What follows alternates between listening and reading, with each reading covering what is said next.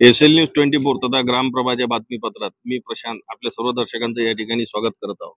आपण आज आलेलो आहोत वाशिम तालुक्यातील आसोला जहागीर या ठिकाणी।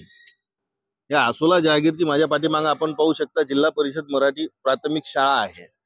या शाळेमध्ये काल जो काही प्रकार घडला, मध्याह्न भोजनामधील जे सोयाबीन वडी असते त्यामध्ये अक्षरशः जिवंत अळ्या आढळून आलेल्या आहे। या संदर्भात 2024 साली तत्कालीन सीईओ वाघमारे साहेब यांनी या जगदंबा एंटरप्राइजेस जो पुरवठादार आहे, हा जगदंबा एंटरप्राइजेस याने अशाच प्रकारे निकृष्ट दर्जाचे पोषण आहार शाळेमध्ये पोहोचवून लाखो रुपयांच्या या ठिकाणी भ्रष्टाचार केलेला आहे। त्या संबंधाने सीईओ वाघमारे साहेब यांनी कॅपोची समिती देखील त्या ठिकाणी नेमली होती। त्यानुसार जवळपास लाखो रुपयाचा दंड संबंधित ठेकेदाराला सुनावलेला आहे। त्यांनी ते रिकव्हरी भरून पुन्हा देखील हा वाटप घेतल्याचा या ठिकाणी माहिती मिळालेली आहे। तर आपल्यासोबत काही गावकरी मंडळी या ठिकाणी आहे, आपण त्यांची देखील म्हणणे या ठिकाणी ऐकून घेऊया। दादा, काय नाव आपलं? अमोल इंगोले, शाळा शिक्षण व्यवस्थापन समिती अध्यक्ष। काय हा प्रकार घडला, काय नेमकं तुमच्या लक्षात कशा आल्या? सोयाबीन वडीमध्ये अळी आहे म्हणून काय नेमकं? ती वरून तर तशी दिसण्यासाठी चांगली होती, पण जेव्हा ती पाण्यामध्ये टाकतो आपण, बॉईल करतो, बॉईल केल्याच्या नंतर ती मुलांनी अशी उघडून पाहिली तर त्याच्यात तो असं जिवंत अळ्याचा प्रकार आढळून आला। म्हटलं एक असेल, दोन असेल, पूर्ण आम्ही जवळपास एक 20-22 पूर्ण चेक केल्या आणि पूर्ण सोयाबीन वडीमध्ये त्या आल्या म्हणजे अळ्या आढळून आल्या। आम्ही जातीने लक्ष घालून, स्वतः मी समितीचा अध्यक्ष असल्या कारणाने स्वतः प्रत्येक गोष्टीवर जातीने लक्ष घालतो शाळा समिती या नात्याने, आणि प्रॉपर आमच्या गावचे लोकही पूर्ण सहकार्य करतात जिल्हा परिषद शाळेला की जिल्हा परिषद शाळा ही संपुष्टात येऊ नये। हे जे प्रायव्हेट शाळांचा जो धुमाकूळ माजून राहिला, जे गोरगरीब जनतेना प्रॉपर आपल्यामुळे जिल्हा परिषद शाळेत शिकावे, उच्च दर्जाचं शिक्षण त्यांना इथे देण्यात यावं। आमच्या शाळेमध्ये साधारण 4 प्रकारचे मुलांना ड्रेस, 4 प्रकारचे शूज, सीसीटीव्ही कॅमेरे, लोकवर्गणीमधून डिजिटल शाळा, डिजिटल बोर्ड, सुसज्ज मुलांना पिण्यासाठी फिल्टरचं पाणी, मुलं शाळेमध्ये बसतात त्याच्यासाठी मॉर्टिलचे कॉईल, सगळ्या अशा सुविधा आम्ही गावकऱ्याच्या दृष्टिकोनातून आम्ही शाळेमध्ये उपलब्ध करतो। ह्या सगळ्या गावकऱ्याच्या दृष्टिकोनातून या ठिकाणी सुख सुविधा या शाळकरी मुलांसाठी लोकवर्गणीतून केल्या जातात, परंतु एकीकडे प्रशासन हे शाळेची पटसंख्या वाढवावी याकरिता उच्च प्रतीचा शालेय पोषण आहार ही योजना राबवते। मात्र या ठिकाणी विद्यार्थ्यांचे कुपोषण आणि संबंधित ठेकेदाराचे पोषण अशातील प्रकार चालू आहे, याच्यात तीळ मात्र शंका नाही। दादा, नेमकं या सर्व प्रकाराची दखल शिक्षण विभागाने घेतली किंवा नाही? कोणी आले होते का त्यांचे? हो, मी तात्काळ ही गोष्ट तत्कालीन सीओ साहेब आमच्या यांच्या निर्देशनास आणून दिली आणि त्यांनी लगेच संबंधित विभागाच्या, पुरवठा विभागाचे अधिकारी बीओ मोरे साहेब यांना समिती या दृष्टिकोनातून इथे स्पॉट इन्व्हेस्टिगेशनला पाठवलं आणि त्यांच्या पण ती गोष्ट निर्देशनास आली। आता पुढील तपास कारवाई सीओ साहेब करत आहेत आणि मीडियाने पण हा जो पुरवठा अधिकारी आहे, ज्या संबंधित जिल्हा परिषदने किंवा शासनाने जो हा पुरवठा अधिकारी इथे नेमलेला आहे कॉन्ट्रॅक्टर पद्धतीने, चांगल्या पद्धतीचं आहार मुलांना द्यावा, कारण ते मुलाच्या आरोग्याचा विषय साहेब। हे मुलं काही गुगलहून डाउनलोड केलेले नाहीत। आम्ही स्वतः, मी समितीचा अध्यक्ष आहे, मी एक लोकनेत्याचा मुलगा आहे, माझाही सुद्धा मुलगा या शाळेमध्ये आहे। आम्ही स्वतः या गोष्टीचं लक्ष देतो की कोणत्याही मुलाच्या जीवात्वाला हानी होऊ नये आणि आमच्या शाळेचं नाव, जिल्हा परिषदचं, शासनाचं नाव, आम्ही शासनाला मदत करून राहिलो की शाळा ही संपुष्टात यायला नाही पाहिजे। आम्ही जर या गोष्टीचा विचार करत असून शासनाने जर आम्हाला अशा प्रकारचा जर आहार प्रोव्हाइड करत असेल तर आम्ही न्याय मागायचा कुठे? नाहीतर एकदम ही स्कीम बंद करून टाका। आम्ही आमच्या स्वतःच्या लेवलवर पण आम्ही उच्च प्रतीचं शालेय पोषण आहार या ठिकाणी पुरवण्यासाठी प्रशासन एकीकडे लाखो रुपये खर्च करते, मात्र संबंधित ठेकेदार हा स्वतःचं पोषण करण्यासाठी अशा प्रकारच्या निकृष्ट दर्जाचा माल या ठिकाणी प्रत्येक शाळा स्तरावर पाठवून, शाळा स्तरांवर प्रोव्हाइड करून हे विद्यार्थ्यांच्या जीवनाशी एका प्रकारे खेळ खेळत आहे, विद्यार्थ्यांच्या आरोग्याशी खेळ खेळत आहे। तर दादा, याच्यामध्ये जे सोयाबीन जे पॅकेट वगैरे येते त्याच्यावर मग तुम्ही एक्सपायरी वगैरे पाहिली का? हो, एक्सपायरी वगैरे पाहिली, कुठल्याही प्रकारची एक्सपायरी वगैरे काही आढळून आली नाही आम्हाला। आणि पूर्ण ब्लँक आहे. जो प्रोटोकॉल असतो, जो कंपनीचं पॅड असते, त्याच्यावर कुठल्याही प्रकारची एक्सपायरी नाही, मॅन्युफॅक्चरिंग नाही, काहीच नाही.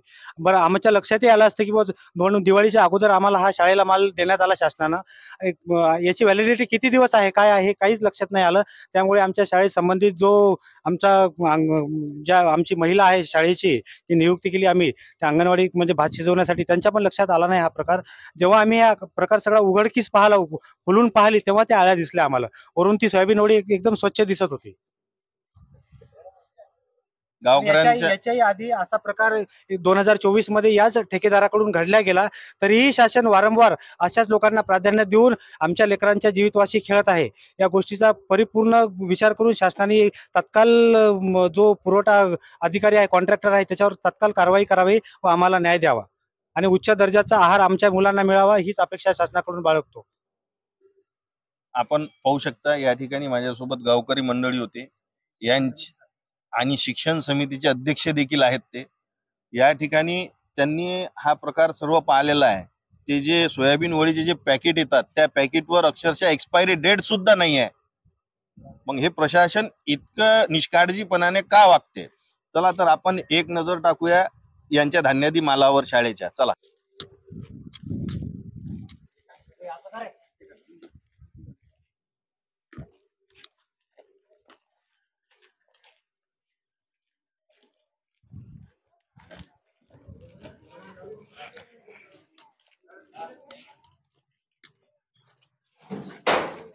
आपण पाहू शकता हे शाळेचं या ठिकाणी मुख्याध्यापकांचं ऑफिस आहे. या ठिकाणी हा शालेय पोषण आहाराचा माल ठेवण्यात आलेला आहे. आपण या ठिकाणी पाहू शकता जे शासन प्रशासन आहे, अशा प्रकारचे जे सीलबंद कट्टे असतात तांदळाचे, हे सीलबंद कट्टे या ठिकाणी नाही आहे. पूर्ण हात शिलाई मारलेली आहे. हे पाहू शकता आपण या ठिकाणी पूर्ण या ठिकाणी मशीन शिलाई नसताना पूर्ण हात शिलाई आहे. म्हणजे नेमकं हे असे शिवून का देतात, हा प्रश्न देखील या ठिकाणी निर्माण होत आहे. हे आपण पाहू शकता. हे तुरीची डाळ पाहू शकता आपण कशा प्रकारची आहे. त्यानंतर आपण ज्या सोयाबीन वडीत अळ्या आढळलेल्या आहे, हेच ते कट्ट आहे. याच्यावर आपण पाहू शकता कुठल्याही प्रकारची एक्सपायरी डेट नाही, कुठल्याही प्रकारची मॅन्युफॅक्चरिंग डेट नाही.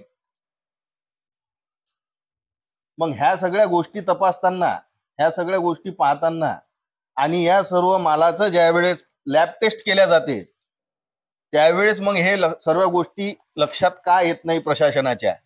किंवा हे संबंधित ठेकेदार एकीकडे उच्च प्रतीचे लॅब टेस्ट करिता नमुने तर पाठवत नाही आणि एकीकडे प्रशासनाला अशा म्हणजे शालेय स्तरावर विद्यार्थ्यांच्या जीवाशी खेळ खेळून अशा प्रकारचा निकृष्ट दर्जाचा आहार पुरवला जाते. याची देखील प्रशासनाने चौकशी केली पाहिजे असे गावकऱ्यांचे म्हणणे आहे. त्याचनुसार गेल्या वर्षी, मागील वर्षी 2024 मध्ये जो काही या शालेय पोषण आहारामध्ये भ्रष्टाचार झाला होता, त्याची जी तक्रार करण्यात आली होती, त्या तक्रारीच्या अनुषंगाने संबंधित CEO साहेब वाघमारे यांनी कॅपोची समिती नेमून या ठिकाणी चौकशी करण्यात आली होती. जवळपास 10 ते 15 दिवस हा सर्व तपासण्या चालल्या, पावत्या पाहण्यात आल्या.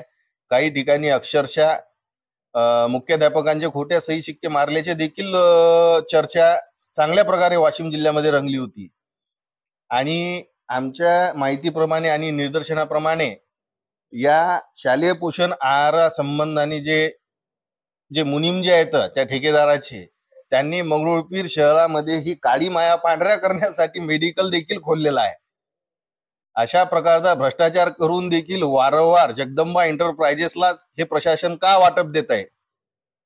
याच्या मागे कोणाचा आशीर्वाद आहे संबंधित ठेकेदारावर, हे देखील पाहणे गरजेचे आहे. SL न्यूज 24 साठी मी प्रशांत. कट करा ना एक मिनिट.